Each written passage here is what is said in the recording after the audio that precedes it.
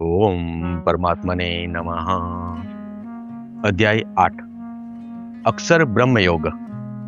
આ અધ્યાયમાં અર્જુન 7 ચિંતન મનન કરવા જેવા મહત્વના પ્રશ્ન પૂછે છે, જેના વિવરણ રૂપે ભગવાને બ્રહ્મ અને તેને લગતા આપેલા જવાબો છે.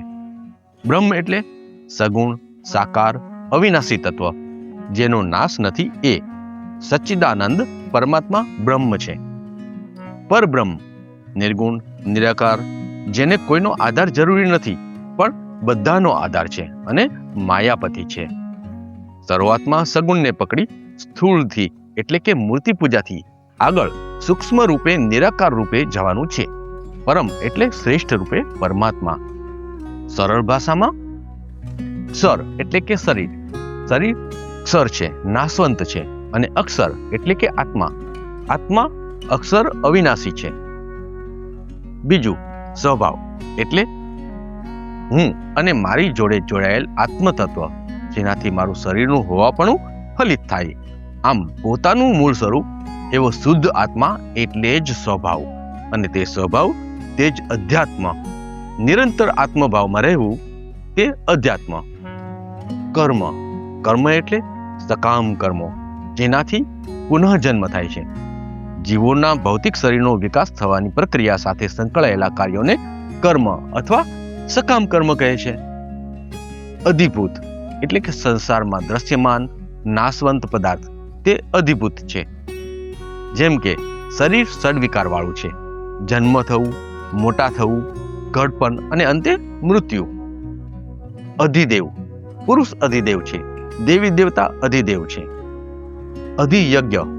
અધિયજ્ઞ એટલે હું શરીર છું એ અહંભાવ નષ્ટ થતા જે શુદ્ધ આત્મ સ્વરૂપનું જ્ઞાન થાય છે, તે જ અધિયજ્ઞ. પ્રાણી માત્રના દેહમાં અંતર્યામી રૂપથી રહેલો હું વાસુદેવ જ અધિયજ્ઞ છું.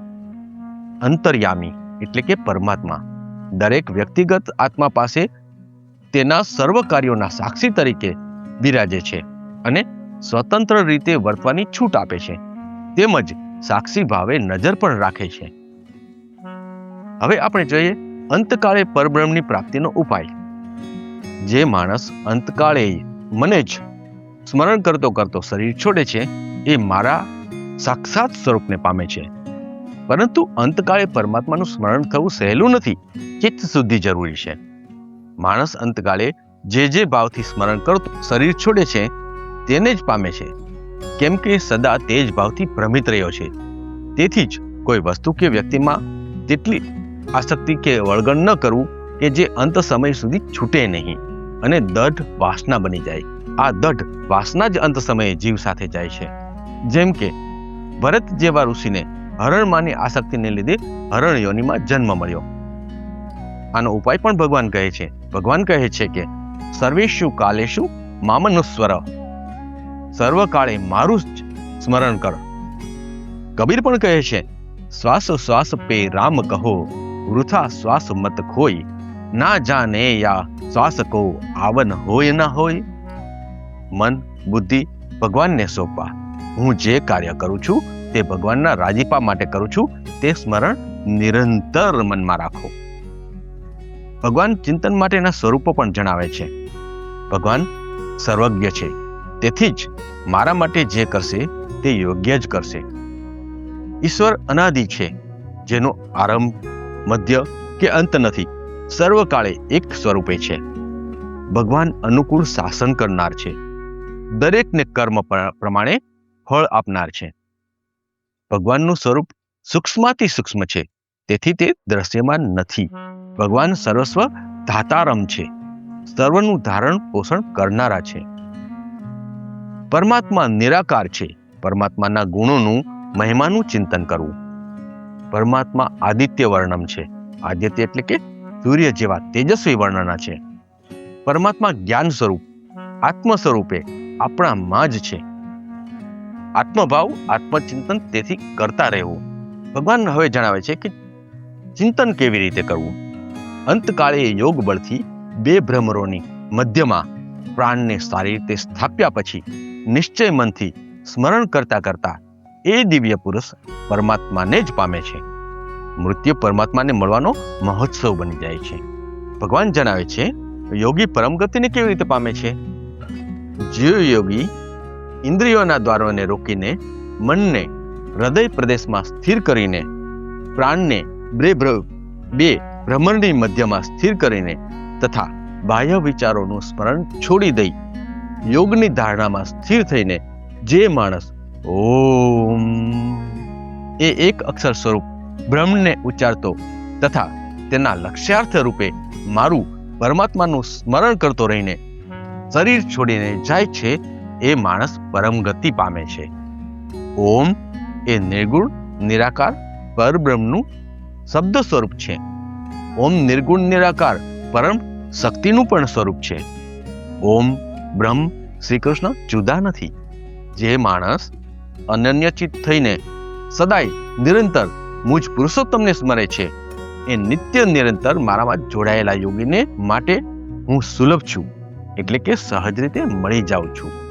મને પામીને તે પુનર્જન્મ પામતો નથી. અનન્યચિત એટલે કે શરીરથી લૌકિક પ્રવૃત્તિ થતી હોય પરંતુ મનથી સદાય સ્મરણ પરમાત્માનું હોય. ચિત્તમાં ભગવાન પ્રધાન અને સંસાર ગૌણ. અહીં ભક્ત કર્મયોગ અને જ્ઞાનયોગથી પર થઈને પૂર્ણ રૂપથી ભગવાનને જ સમર્પિત થયેલ છે. સુકાઈ ગયેલું પાંદડું ખરી પડે પછી પવન તેને જ્યાં લઈ જાય ત્યાં જાય છે.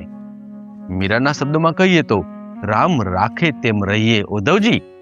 પણ જો સંસારનું સ્મરણ કરતા શરીર છૂટે તો આદિ શંકરાચાર્યના શબ્દોમાં પુનરપી જન્મમ પુનરપી મરણમ ચાલુ જ રહે છે. શાશ્વત સનાતન ભગવાન કહે છે કે મારા સિવાય બધું જ પુનરાવર્તી છે, કારણ કે ભગવાન કાલાતીત અનાદિ અનંત છે. પરમાત્મા શાશ્વત છે. જે સનાતન અવ્યક્ત ભાવને પામીને જીવો પાછા આવતા નથી એ મારું પરમધામ છે. સમુદ્રના પાણી તરંગો ઉઠે અને ક્ષય પામે છે, તેથી કઈ પાણીનો ક્ષય થતો નથી. અલંકારનો નાશ થતા સુવર્ણનો નાશ થતો નથી. તે જ પ્રમાણે નામરૂપ ભૂતો નાશ પામ્યા છતાં અવિનાશી બ્રહ્મ ક્ષય પામતો નથી. તેથી જ તે શાશ્વત સનાતન કહેવાય છે. જીવન મુક્ત અવસ્થા પ્રાપ્ત કરી હોય તે ગમે તે સમયે દેહ છોડે. તેના માટે દિવસ શુક્લ પક્ષ ઉત્તરાયણ કાળ જ છે. જીવનના અંત સુધી અજ્ઞાનમાં એટલે કે વિષયોમાં દેહ ધ્યાનમાં હોય અને તેવો વ્યક્તિ ગમે ત્યારે દેહ છોડે તેને માટે તે હંમેશા દક્ષિણાયન છે. કર્માનુસાર અંતગતિ પ્રાપ્ત થાય જ છે. જીવનો આત્મા પર અધ્યારોપ. આત્મા દરેકમાં વિલસી રહેલ છે. અંતર્યામી પરમાત્મા દરેક જીવ માત્રમાં બિરાજમાન છે. પરમાત્માનું સ્વરૂપ તે જ દરેકમાં રહેલ શુદ્ધ આત્મા છે. પરંતુ આત્મા પર જીવ ભાવના અધ્યારોપને કારણે તે જીવાત્મા કહેવાય છે અને જીવ ભાવને લીધે અશુદ્ધ જણાય છે. જેમ દીપકની જ્યોત ધ્યાનથી જોતા જણાય કે દીવાનો પ્રકાશ દિવેટની અડીને આવેલો ભાગ ઘાટો વાદળી રંગનો અને જ્યારે પ્રકાશરૂપ ભાગ પીળો જણાય છે અને પવિત્ર લાગે છે. આમ જીવનું સ્વરૂપ દિવેટની કાળાશ જેમ આત્મા પર અધ્યારોપ થવાથી આત્મા અશુદ્ધ જણાય છે, જે જીવાત્મા કહેવાય છે. અને દીવાની જ્યોત એક જ છે, પણ અધ્યારોપને લીધે રંગ બદલાય છે. અસ્તુ. સનાતન ધર્મને લગતી આવી માહિતી મેળવવા માટે અમારી ચેનલને લાઈક, શેર અને સબસ્ક્રાઇબ કરો.